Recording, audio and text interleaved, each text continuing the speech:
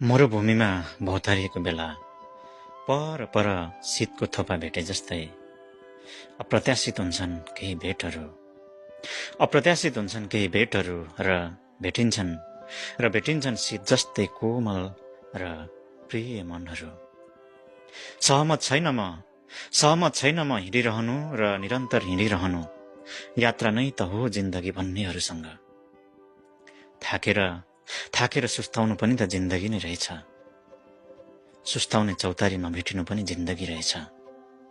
लडे पनि घस्रिरहनु यो पनि त जिन्दगी नै रहेछ।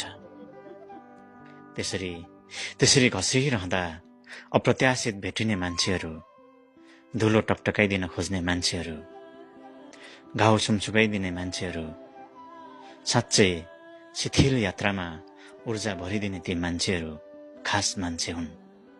ओ प्रिय, थाहा छ तिमीलाई, तिमी त्यही खास मान्छे हो।